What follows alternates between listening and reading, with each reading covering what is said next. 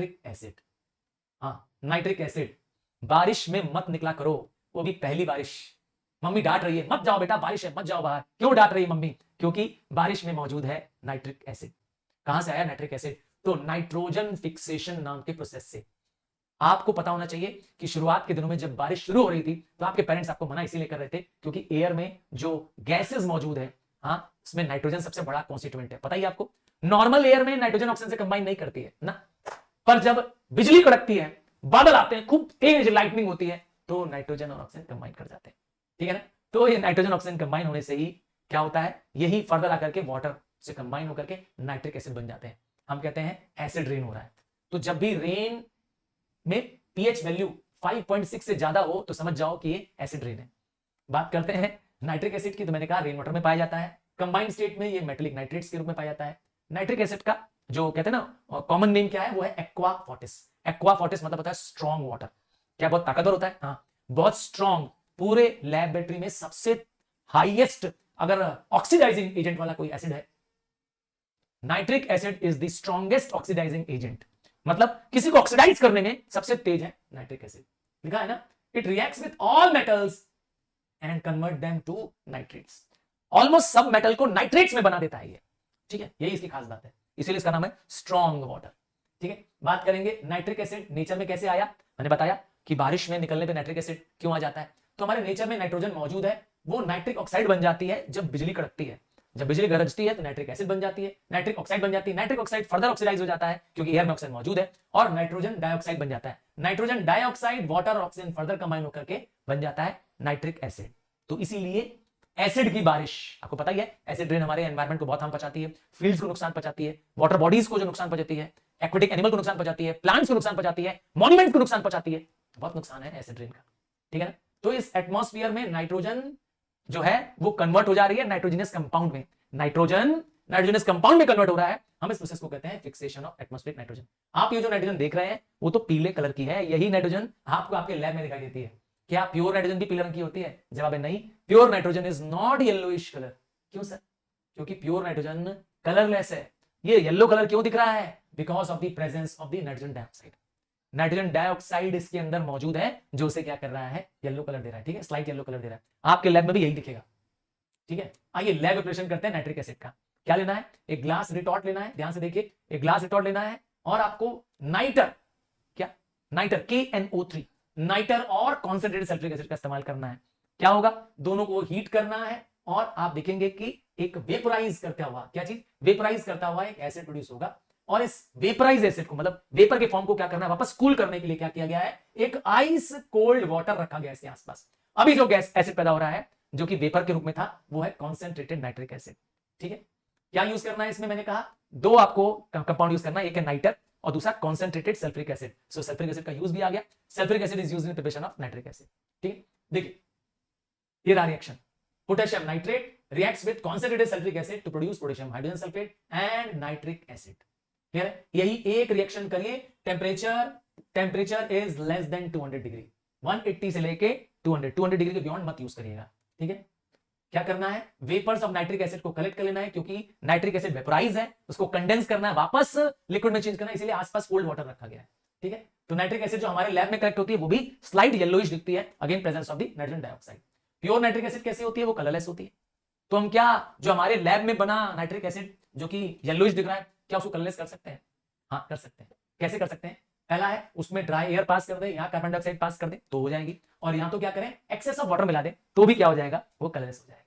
क्या प्रिकॉशन करना है, क्या सावधानी बरतनी है? तो नाइट्रिक एसिड बना रहे हैं, HCl का यूज मत करिएगा। ठीक है सर, HCl क्यों नहीं यूज करेंगे? HCl खुद एक वोलेटाइल एसिड है। वोलेटाइल मतलब होता है रूम टेम्परेचर में ही भाप बन के उड़ जाएगा। आपको यूज करना है concentrated nitric acid only, concentrated sulphuric acid. Concentrated sulphuric acid ही ओनली क्यों? अरे बताया तो, कॉन्सेंट्रेटेड सल्फ्यूरिक एसिड एक नॉन वोलेटाइल एसिड है। नाइट्रिक एसिड जो यूज करेंगे है ना, वो भी वोलेटाइल है। सल्फ्यूरिक एसिड एकमात्र ऐसा एसिड है जो रूम टेम्परेचर पे अपने आप को भाप में चेंज नहीं करता है, वेपर में चेंज नहीं करता, इसीलिए। नेक्स्ट है, टेम्परेचर कितना होना चाहिए? 200 से ज्यादा नहीं होना चाहिए। 200 से ज्यादा होगा तो आपका apparatus भी डैमेज हो जाएगा, और जो नाइट्रिक एसिड प्रोड्यूस हो रही है वो खुद डिकंपोज हो जाएगी, वो नाइट्रोजन डाइऑक्साइड वाटर और ऑक्सीजन में डिकंपोज हो जाएगी, ब्रेक डाउन हो जाएगी। ठीक है, और जो प्रोडक्ट फॉर्म होगा वो भी चिपक जाएगा, इसलिए टेम्परेचर का भी ध्यान रखना है। आइए अब बल्क में नाइट्रिक एसिड बनानी है, लैब रिएक्शन इंपॉर्टेंट है, लिख करके याद कर लो, reaction with reagents and with the conditions. क्या? Lab reactions. याद कर लिया, लिख लिया था। अब नाइट्रिक एसिड को हमें बल्क में बनाना है, तो इसमें क्या करेंगे, 10:1 के वॉल्यूम में एयर का वॉल्यूम 10 और 1 वॉल्यूम ऑफ अमोनिया, दोनों को कंबाइन करना है in the presence of a catalyst. Catalyst के रूप में किसको यूज किया? प्लेटिनम को, और इसको कैटलिस्ट चैम्बर में पास करेंगे 800 डिग्री टेंपरेचर पे। क्या होगा? खूब सारी हीट निकलेगी, क्योंकि ये एक्सोथर्मिक रिएक्शन होगा। तो अमोनिया और ऑक्सीजन कंबाइन कर जाएंगे, खूब सारी हीट निकलेगी, हीट को रिलीज करने के लिए और एक्सचेंज चैम्बर से पास करना होगा। यहां से जब ये कूल होने के लिए क्या करेंगे, फर्दर कूल होने के लिए क्या करेंगे, इसमें वाटर छोड़ेंगे। देखिए इसमें वाटर क्या हो रहा है, इसको क्या कर रहा है, कूल कर रहा है और साथ में उसको ऑक्सीडाइज कर रहा है। जो कूलर या कूल होने के बाद गैसेस पास हो रही है, फर्दर वाटर मिलने के बाद ये उससे कंबाइन कर जाएगी और नाइट्रोजन डाइऑक्साइड, नाइट्रोजन, पहले नाइट्रिक ऑक्साइड बनाई, नाइट्रोजन डाइऑक्साइड बनाई, वाटर मिला और ऑक्सीजन मिला। यहां ऑक्सीडाइजिंग चैम्बर में उसको ऑक्सीजन मिला और यहां आकर के उसको वाटर मिल जाएगा। देखिए यहां पर उसको वाटर मिल जाएगा, यहां इस टावर में वाटर से कंबाइन हो जाएगी और नाइट्रिक एसिड कलेक्ट हो जाएगा और ये बल्क में कलेक्ट होगा। रिएक्शन देख लीजिए, ammonia combines with oxygen to produce nitric oxide और वाटर। खूब सारी हीट रिलीज हो रही है पहले रिएक्शन में। नेक्स्ट रिएक्शन में नाइट्रिक ऑक्साइड फर्दर ऑक्सीडाइज हो जा रही है, ऑक्सीडाइजिंग चैम्बर में नाइट्रोजन डाइऑक्साइड बन जा रही है, नाइट्रोजन डाइऑक्साइड में वाटर और ऑक्सीजन मिला रहे हैं, बन जा रहा है नाइट्रिक एसिड। यही सेम रिएक्शन जो है, ये रिएक्शन हमने अभी नेचर में भी देखा था, ठीक है ना, जब नेचर से नाइट्रोजन से नाइट्रिक एसिड बन जाता है, हम इसे कहते हैं फिक्सेशन ऑफ द नाइट्रोजन। अब जो ये नाइट्रिक एसिड प्रोड्यूस हो रहा है वो 68% कॉन्सेंट्रेशन का है। इसका मतलब 100% कॉन्सेंट्रेशन नाइट्रिक एसिड नहीं है। तो कॉन्सेंट्रेट कर सकते हैं क्या? हाँ कर सकते हैं। इसको कॉन्सेंट्रेट करने के लिए आपको फर्दर इसको क्या करना पड़ेगा, सल्फ्यूरिक एसिड से पास करना पड़ेगा। क्यों? सल्फ्यूरिक एसिड क्या है? ड्राइंग एजेंट है, समझ गए? इसका वाटर क्या करेगा, ले लेगा, एब्सॉर्ब कर लेगा। ये रिएक्शन का फ्लो चार्ट है।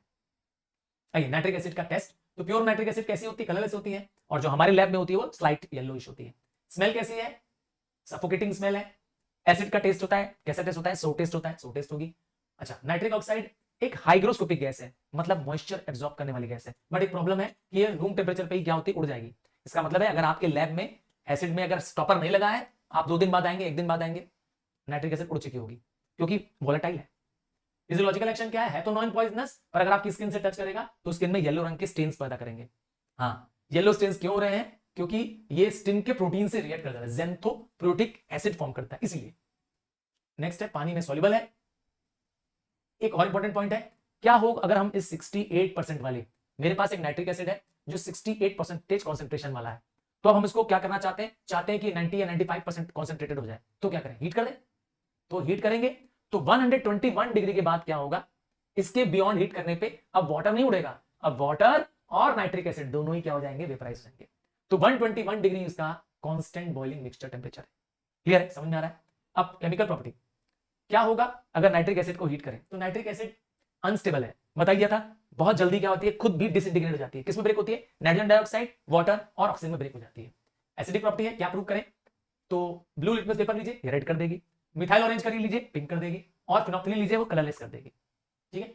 और कैसा एसिड है? Monobasic acid. सर ये मोनोबेसिक क्या मतलब क्या होता है? इसका मतलब है nitric acid on adding water produces single hydronium ions, एक हाइड्रोनियम आयंस प्रोड्यूस करती है। ठीक है? और खास बात क्या है? It reacts with alkali. Her acid alkali के साथ रिएक्ट करता है और सॉल्ट एंड वाटर बनाता है। क्या बोलते हैं इस रिएक्शन को? What is that reaction called? When acid reacts with alkali to produce salt and water. हां तुमसे पूछ रहा हूं, लिखो। और दूसरा reacts with carbonate and bicarbonate. हर एसिड कार्बोनेट बाइकार्बोनेट के साथ रिएक्ट करता है, प्रोड्यूस करता है सॉल्ट, वाटर और कार्बन डाइऑक्साइड। कॉमन रिएक्शन है सारे। नेक्स्ट है ऑक्सीडाइजिंग। ये कमाल की प्रॉपर्टी है इसके पास, इस पे रिएक्शन याद करना है। क्या कमाल की प्रॉपर्टी है कि नाइट्रिक एसिड एक स्ट्रॉन्ग ऑक्सीडाइजिंग एजेंट है। क्यों? कहां से आया? तो नाइट्रिक एसिड के अंदर होता है नेसेंट ऑक्सीजन। क्या मौजूद होता है इसके अंदर? ये नेसेंट मतलब नया और अकेला, लोनली ऑक्सीजन एटम। वैसे ऑक्सीजन तो O2 होती है ना, ये तो ऑक्सीजन गैस होती है। इसमें क्या होता है? ये पावरफुल ऑक्सीडाइजिंग एजेंट होता है। देखिए वेरी इंपॉर्टेंट रिएक्शन, याद कर लीजिए। कार्बन को नाइट्रिक एसिड क्या करता है? कार्बन डाइऑक्साइड में ऑक्सीडाइज कर देता है। देखिए कार्बन को ऑक्सीडाइज करके क्या बना दिया? कार्बन डाइऑक्साइड, और क्या प्रोड्यूस किया साथ में? Water and nitrogen dioxide. So क्या प्रूव हो गया कि एक स्ट्रॉन्ग ऑक्सीडाइजिंग एजेंट है। बताया तो, जो ऑक्सीजन ऐड कर दे, जो किसी एलिमेंट में या कंपाउंड में ऑक्सीजन ऐड कर दे, वो ऑक्सीडाइजिंग एजेंट है। तो कर रहा है। और देखिए सल्फर के साथ जैसे ही कर रहा है, सल्फर को वो सल्फ्यूरिक एसिड में चेंज कर देता है। It changes sulphur to sulphuric acid. So इसका मतलब हो गया कि नाइट्रिक एसिड सल्फ्यूरिक एसिड बनाने के काम भी आ सकता है। Preparation of sulphuric acid use हो गया ना। और क्या प्रोड्यूस कर रहा है? साथ में वाटर और नाइट्रोजन डाइऑक्साइड। क्या होगा अगर मेटल से रिएक्ट करें? तो नाइट्रिक एसिड नॉर्मली जब मेटल से रिएक्ट करता है तो वो एक हाइड्रोजन प्रोड्यूस नहीं करता है। नॉर्मली और एसिड्स क्या करते हैं, और सारे एसिड्स क्या करते हैं, मेटल से रिएक्ट करते हैं, मेटल की सॉल्ट बनाते हैं, हाइड्रोजन बनाते हैं। ये ऐसा नहीं करता है, ये हाइड्रोजन न बना करके वाटर प्रोड्यूस करता है। All metals react with nitric acid, gold platinum नहीं करते हैं। ये रिएक्शन इंपॉर्टेंट है, ध्यान से देख लीजिए। देखिए यहां पे दिखा रहे हैं copper reacts with dilute nitric acid to form copper nitrate, water and nitric oxide. क्या बताना चाहते हैं कि यहां पर cold and dilute nitric acid है। नाइट्रिक एसिड है, कोल्ड है और डाइल्यूट मतलब जानते हैं जैसे पानी ज्यादा है। अब यहां पर क्या करना है, hot and concentrated nitric acid है। कॉन्सेंट्रेटेड नाइट्रिक एसिड होने की वजह से यहां पर नाइट्रिक ऑक्साइड ना प्रोड्यूस होकर के नाइट्रोजन डाइऑक्साइड रिलीज कर रहा है डिफरेंस दोनों में। यहां नाइट्रिक ऑक्साइड है और यहां पे नाइट्रोजन डाइऑक्साइड रिलीज हो रहा है। क्लियर है, रिएक्शन इंपॉर्टेंट था इसलिए बता दिया। क्या होगा तो मैंने बताया, और एलिमेंट्स चाहे वो आयरन हो, जिंक हो, निकल हो, कोबाल्ट हो, ये सब मेटल क्या करते हैं, रिएक्ट नहीं करते हैं नाइट्रिक एसिड से। क्यों? क्योंकि नाइट्रिक एसिड इनके साथ क्या करता है, ऑक्सीडाइजिंग प्रॉपर्टी करता है, इनको ऑक्सीडाइज कर देता है, इनके ऊपर एक ऑक्सीजन की लेयर बना देता है, इसके बाद उनका रिएक्शन बंद हो जाता है क्योंकि बहुत स्ट्रॉन्ग ऑक्सीडाइजिंग एजेंट है। जो वेरी डाइल्यूट नाइट्रिक एसिड होगा, वेरी डाइल्यूट, कितना डाइल्यूशन होना चाहिए, 1%। क्या सिर्फ 1% नाइट्रिक एसिड अगर पानी में होगा तो वो मैंगनीज डाइऑक्साइड या मैग्नीशियम या मैंगनीज से रिएक्ट कर लेगा, डाइऑक्साइड नहीं। ये रहा magnesium reacts with nitric acid to produce magnesium nitrate and hydrogen. ये प्रॉपर्टी सारे एसिड्स करते हैं, पर डाइल्यूट नहीं, वेरी डाइल्यूट, डाइल्यूट नहीं वेरी डाइल्यूट नाइट्रिक एसिड से रिएक्ट करता है। और किसी से नहीं करता है, इन दोनों से करता है। दोनों भाई हैं, मैग्नीशियम और मैंगनीज, और किसी के साथ ऐसा वो हाइड्रोजन रिलीज नहीं करता है। Name the metal with which nitric acid produces hydrogen. तो ये रिएक्शन इंपॉर्टेंट है। ऊपर कॉपर वाला रिएक्शन बताया वो भी इंपॉर्टेंट था, ऑक्सीडाइजिंग प्रॉपर्टी वाला बताया था वो भी इंपॉर्टेंट था। ठीक है, अब नाइट्रिक एसिड क्या करता है, नाइट्रिक एसिड एक और स्ट्रॉन्ग केमिकल पैदा करता है, नाम है एक्वा रिजिया। इसमें नाइट्रिक एसिड 1 वॉल्यूम में होता है और हाइड्रोक्लोरिक एसिड 3 वॉल्यूम में होता है। एक्वा रिजिया क्यों इंपॉर्टेंट है, ये नाइट्रिक एसिड से भी ज्यादा स्ट्रॉन्ग है, ये गोल्ड प्लेटिनम से भी रिएक्ट कर जाता है। ठीक है, क्यों? क्योंकि इसके अंदर होता है नेसेंट क्लोरीन। क्या? हाँ, जैसे नाइट्रिक एसिड में नेसेंट ऑक्सीजन होता है, तो एक्वा रिजिया, ठीक है ना, जब हम नाइट्रिक एसिड और हाइड्रोक्लोरिक एसिड को मिला देते हैं तो उससे भी स्ट्रॉन्ग बन जाता है। समझे? क्या काम आता है नाइट्रिक एसिड, इचिंग डिजाइन बनाने के काम आता है, डिजाइन कार्ड करने के काम आता है, मेटल्स के ऊपर गोल्ड को प्योर करने के काम आता है, और फ्यूल के रूप में यूज होता है। टेस्ट क्या है, पहला टेस्ट है कि नाइट्रिक एसिड नाइट्रोजन डाइऑक्साइड पैदा करता है, जो कि ये रेडिश ब्राउन गैस है, आप पहचान लेंगे आसान से। और एक टेस्ट है जिसका नाम है brown ring test. Brown ring test एक टेस्ट ट्यूब में करना होता है। पहले टेस्ट ट्यूब में क्या लेंगे, एक freshly prepared iron 2 sulphate solution लेंगे। ध्यान देना है, फ्रेशली प्रिपेयर्ड लेना है, क्योंकि अगर आयरन 2 सोल्यूशन फ्रेशली प्रिपेयर्ड नहीं होगा तो वो फेरिक सल्फेट बन जाएगा। तो फ्रेशली प्रिपेयर्ड आयरन 2 सल्फेट लेना है, उसमें नाइट्रिक एसिड ऐड करना है। फिर क्या करना है, नाइट्रिक एसिड ऐड करने के बाद धीरे से साइड के वॉल से, किनारे से, पहले 2 सॉल्यूशंस मिले हुए हैं इसके अंदर, क्या क्या मिला हुआ है, फेरस सल्फेट मिला हुआ है, Fe2SO4 मिला हुआ है, ठीक है, और क्या मिला हुआ है, और मिला हुआ है नाइट्रिक एसिड HNO3 मिला हुआ है।